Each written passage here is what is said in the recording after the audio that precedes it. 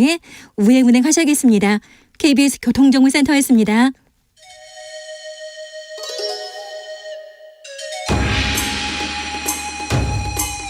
빛보다 빠르게 슉슉, 바람보다 가볍게 슉슉. 경제 공부 술술. 경제를 알아야 인생의 고수가 된다. 경공술. 경공술 오늘의 선생님은 이인복 세컨드 브레인 연구소 소장입니다. 어서 오세요. 네, 안녕하세요. 네, 잘 오셨습니다. 자, 애플 얘기를 조금 하려고 합니다. 아이폰으로 모바일 컴퓨터 시대를 열었습니다. 네. 사람들이 다 컴퓨터를 한 대씩 들고 다니게 됐는데 이번에 이제 애플에서 새로운 그 제품을 선보였습니다. 이거 네네. 뭡니까? 비전 프로라는 제품을 만들었는데 네. 쉽게 얘기하면 우리가 생각하는 VR 기기를 만들었다고 생각하시면 됩니다. 네, VR 기계, AR 기계 있잖아요. 이미 있죠. 있는데 이건 뭐가 다릅니까? 근데 항상 애플은 원래 있었던 거를 새롭게 재창조했다라고 이야기를 많이 하죠. 네. 이번에도 강조했던 게 공간 컴퓨팅이라는 걸 강조했었었는데 네네. 얼마나 매끄럽게 연결이 될 수 있느냐가 핵심이라고 보시면 될 것 같고요. 예. 이 디바이스 자체를 썼을 때 이제 할 수 있는 일들을 좀 보여줬었어요. 예. 그 일들 중에 대표적인 게 단순히 게임을 하는 게 아니라 네. 이제 영화도 좀 볼 수 있고 네. 특히 노트북을 한 대만 놓는 게 아니라 노트북과 연결돼서 여러 가지 스크린도 좀 놓을 수 있고 예. 그래서 본인이 갖고 있는 스마트폰하고 노트북의 확장성을 좀 이야기했다는 게 좀 다릅니다. 대표님 그거 혹시 이 장비를 한번 써보셨어요? 아니요, 그것까지는 못 쓰고 네. 평소에는 제가 VR 기기라 이런 것들을 쓰고 있고 예. 그 오늘도 혹시 궁금하실까봐 하나 좀 갖고 오긴 했었는데 그게 뭐예요? 디바이스 자체가 이제 AR 글래스입니다. 얘가. 네. 그래서 이걸 쓰게 되면은 네. 현실 세계 위에 가상의 데이터들을 씌워서 보여줄 수 있는 디바이스라고 보시면 될 것 같아요. 그래, 저 한번 써봐도 됩니까? 네네. 자, 저도 그 VR 기계, AR 기계를 보긴 했어요. 네네. 근데 한번 써보시게 되면은 네. 네, 아마 지금 앞에 영화가 간단하게 떠 있습니다. 나옵니다. 네네. 영화가 지금 이 떠 화면이 있는데 네. 미러링이 돼서 지금 눈앞에 보이시게 되는데 네. 앞에 다른 모습들이 같이 보이실 거예요. 예. 이게 좀 특징이거든요. 다른 것도 보이고요. 이게 AR이기 때문에 네. 내가 현실 세계를 보면서도 가상현실을 같이 가지고 다닐 수 있게 되죠. 현실에 내가 지금 네. 대표님하고 얘기하고 있는데 네네. 그러는 사이에 정보를 띄워줘. 그러면 자, 내가 이 부분 VR에 대해서 모르니까 VR 정보를 띄워줘. 그러면 여기서 띄워준다는 거죠. 맞습니다. 띄워줘. 앞으로는 그게 확장이 될 거고 예. 현재는 아주 단순한 수준이기 때문에 예. 제 눈앞에 뭔가 영상을 띄워놓는 것들 네. 심지어는 걸으면서 좀 볼 수 있고 예. 여기까지는 되어져 있어요. 그러면 가다가 오늘 날씨 어때? 이렇게 하면 그게 계속 뜨고 그렇습니까? 그렇죠. 근데 그런 그거 것들이 찾아봐야 되는 거 음성으로 아니에요? 이제 음성으로 명령까지 할 수 있는 걸로 진화가 천천히 되고 있는 상황이에요. 그래요? 네. 네. 신기해라. VR, AR 이쪽으로 네네. 이제 그 기술이 계속 가는 거죠. 네, 맞습니다. 네. 근데 예전에 메타였던가요? 네네. 메타였던가요? 페이스북이 VR, AR 이쪽이 뭐 미래다 해서 이름도 바꾼 거 아닙니까? 바꿨었죠. 네. 그런데요. 5년 안에 최고의 기업이 되겠다고 선언했었었는데 네. 이제 VR과 AR 시장의 가장 큰 문제는 써보시니까 재밌기는 한데 네. 이제 그 이후가 없거든요. 그래요? 재미는 있는데 내가 꼭 필요할까 이게. 예. 이게 좀 퀘스천입니다. 근데 예전에 나왔던 기기들을 보게 되면 대부분 강조했었던 게 내가 이걸 써서 뭐를 하지 해서 게임이 제일 많았었어요. 예. 그리고 굳이 게임을 안 해도 되거든요. 예. 그렇다 보니까 메타에서는 계속 발표를 할 때마다 많은 사람들이 구매를 하지 못했었던 약점이 있었었는데 예. 이번에 애플이 새로운 제품을 내놓고 나니까 네. 내가 스마트폰을 썼었던 경험 그대로 확장이 된다. 네. 그 연속성을 좀 강조를 하기 시작했어요. 네. 그래서 이번에 애플의 시작으로 인해서 VR 쪽이라는 AR 쪽 가상현실의 산업시계 자체가 굉장히 빨라지는 것 같습니다. 그렇습니까? 이게 또 어떤 또 뭐라고 해야 되나요? 힙한 그러니까 유명한 사람들이 끼고 나오고 거기서 뭐가 또 구현되고 그러면 바로 이렇게 대중들의 인기를 받을 수도 있어요. 내년 초에 굉장히 재밌어질 것 같아요. 그래요? 네, 저희들이 예전에 그 귀에 끼는 무선 인터넷 그 무선 에어팟 같은 거 생각나실 겁니다. 그 처음 나왔을 때 조롱했잖아요. 많이 뭐냐고, 놀렸었었죠. 콩나물 머리냐 이거 있잖아요. 근데 요즘에 돌아다니시게 되면 다 그거 끼고 다녀요. 그렇죠. 그러니까 내년 초에 저희가 볼 모습은 네. 카페나 이런 데에서 이런 글래스를 쓰고 있는 사람들이 조금씩 나타날 겁니다. 애플 이어폰도 그렇고요. 애플 헤드폰도 큰데요. 멋이 없어요. 그런데 젊은 사람들이 다 요새 그걸 써야 된답니다. 네, 맞습니다. 그런데 애플이 만들었기 때문에 이거 우리 돈으로 한 500만 원 되는데 비싸죠. 비싼데 이거 사람들이 사서 이제 들고 있을까요? 소비자의 선택이. 지금 소비자의 선택을 기준으로 봐야 되는 게 이제 누가 사느냐잖아요. 그렇죠. 이게 대중적인 제품이냐 아니냐에서는 대중적이진 않습니다. 네. 대중적이 되려면 적어도 금액이 20만 원 정도.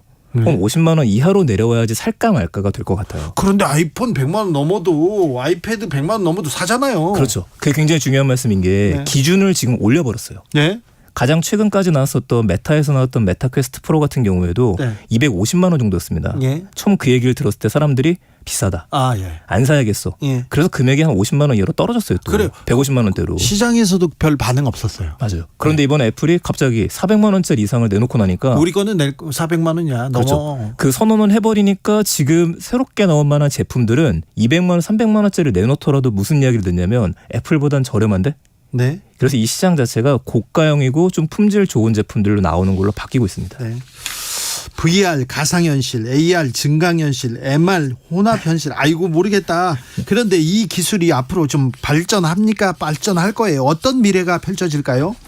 당연히 발전할 수밖에 없고 대신에 우리가 생각하는 것처럼 좀 극적인 변화. 네. 그 영화 레디 플레이어 1에 나왔었던 것처럼 모든 사람들이 이거를 쓰고서 게임을 한다라든지 네. 현실을 벗어나는 거 이거는 한 10년은 남았다고 보고 있습니다. 그런데 이 제품을 사서요 친구들끼리 모여서 어디서 이렇게 할 수 있잖아요. 네네. 그럼 이 가격이 부담되면 게임방에서 아예 방에서 우리가 이거 빌려줄게. 그래서 그 들어가서 할 수 있잖아요.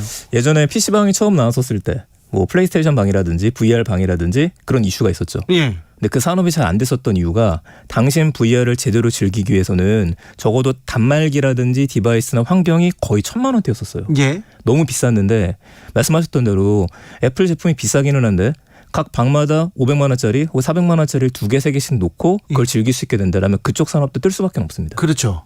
이제 또 산업이 이렇게 또 바뀔 수가 있어요. 맞습니다. 애플이 하면 좀 다르거든요. 아, 참 어떻게 할지. 제가 VR 한번 이렇게 봤었는데 고래가 이렇게 앞에서 움직이는 맞아요. 네.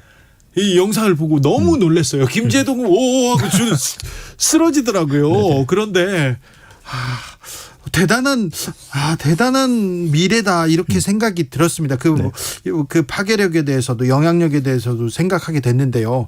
애플은 이렇게 개척하는데 삼성전자는 어떻습니까? 좀 뛰어들 채비를 하고 있습니까? 그럼요. 삼성도 대단한 저력을 갖고 있는 게 이미 예전부터 기어 VR 시리즈를 만들고 있었었고 네. 또 AR 시리즈는 이것과 비슷한 글래스 시장에도 뛰어들겠다고 선언한 바가 있었습니다. 그래요? 특히 올해 말에는 아마도 애플에서 만드는 것처럼 비슷한 헤드셋을 발표를 하게 될 겁니다.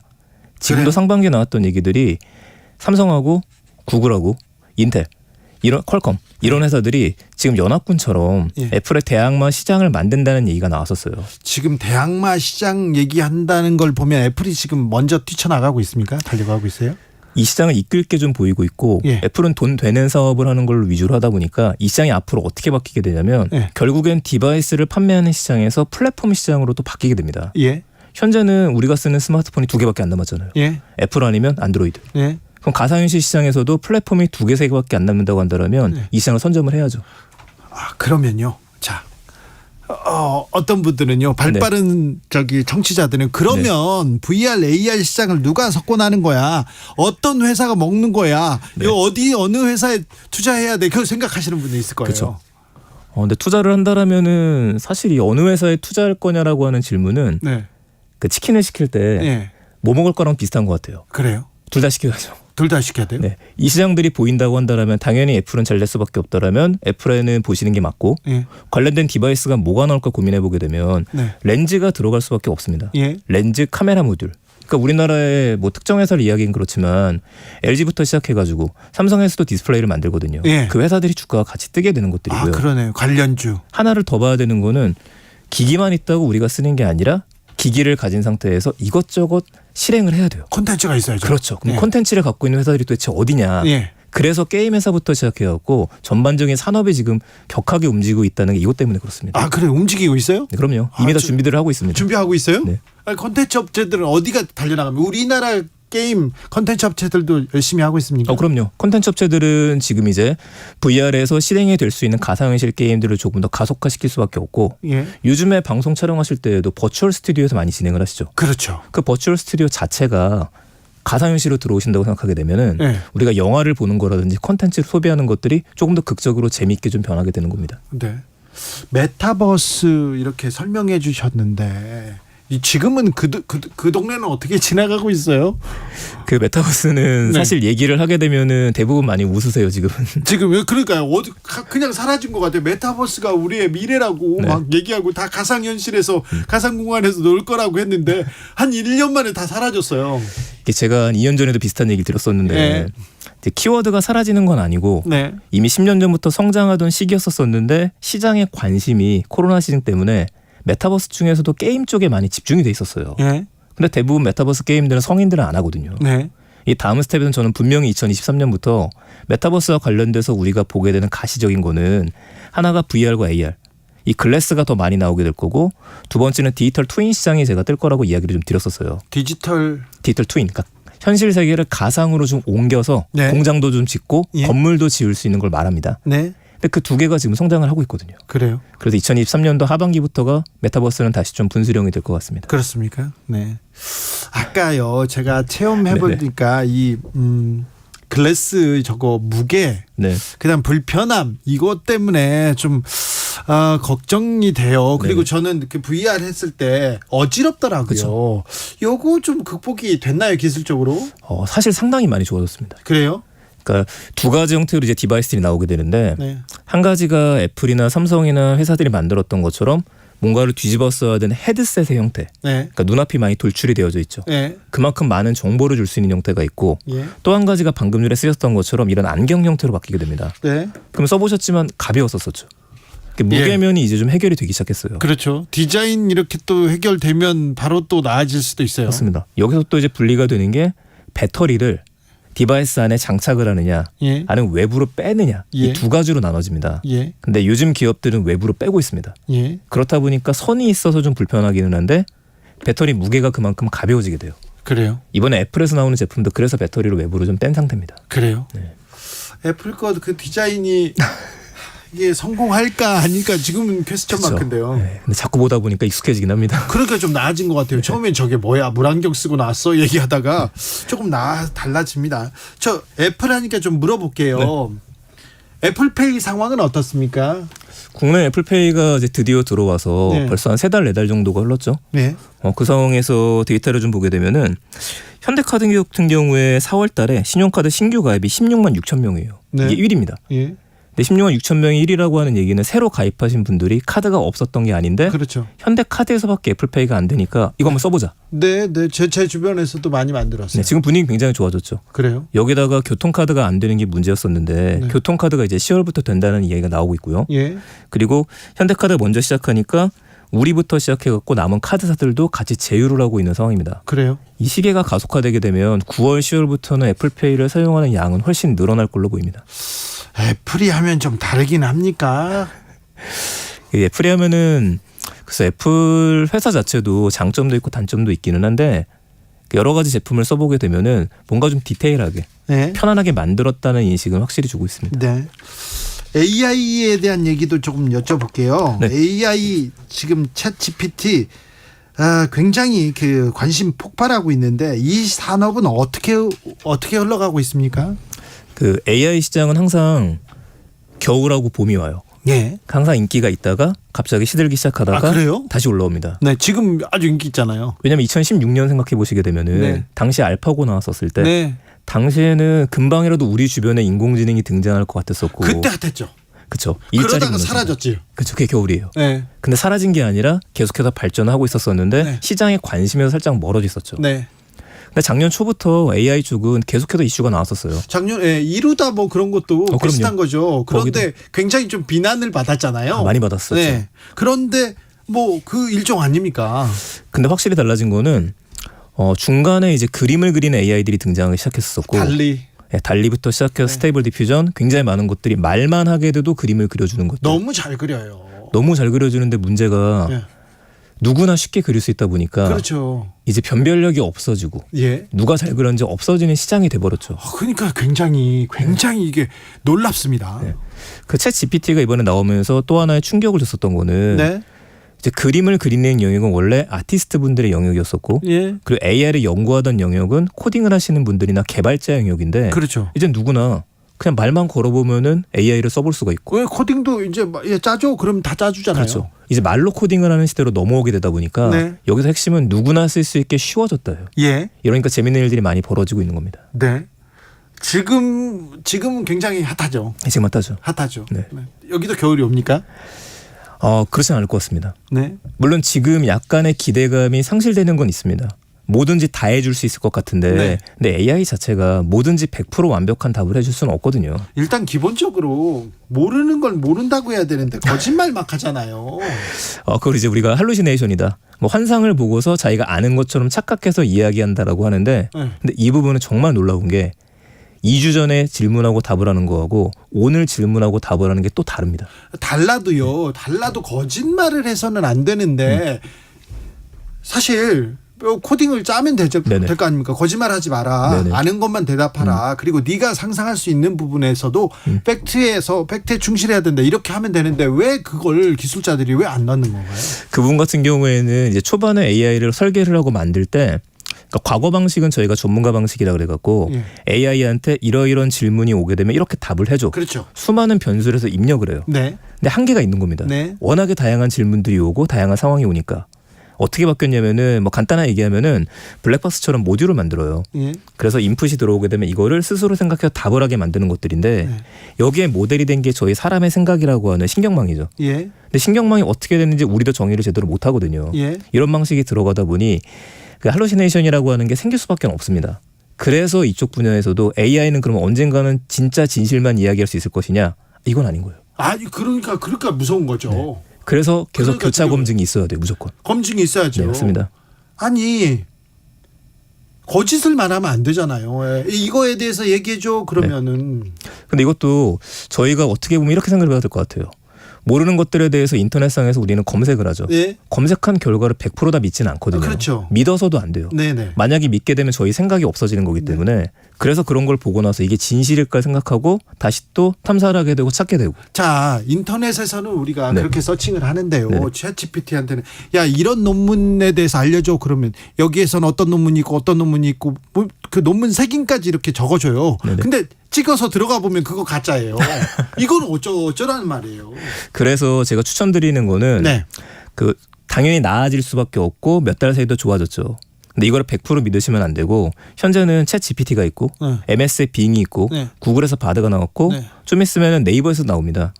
이런 것들을 같이 두고 쓰셔야 돼요. 아 그런데 아무튼 좀 신뢰를 높여야지. 맞습니다. 순조의 애완견님 누구야 그러면은 도라이몽요 이렇게 얘기가 하면 이건 안 되잖아요.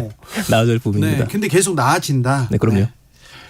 아 이거 AI 챗봇이 혹시 독점화되거나 막 그러진 않겠죠? 사실 그게 제일 두려운 부분이고 그래요? 저희가 방금 전에 가상현실 쪽에서도 제가 플랫폼이라고 이야기 드렸었던 것처럼 AI 시장에서 제일 두려운 부분이 그 부분입니다. 특정 기업이 이 기술을 독점하면 어떻게 되겠느냐. 예.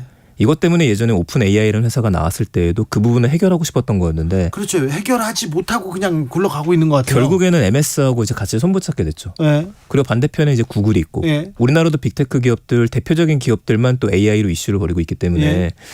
독점 가능성은 언제든지 있다고 보고 있습니다. 자 여기서 또 눈밝은 청취자들 AI 쪽에서는 어떤 기업이 또 앞서 달려갑니까?